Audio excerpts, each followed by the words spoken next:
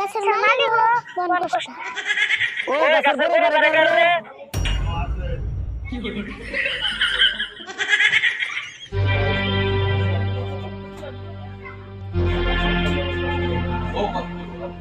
এটা তো বয়স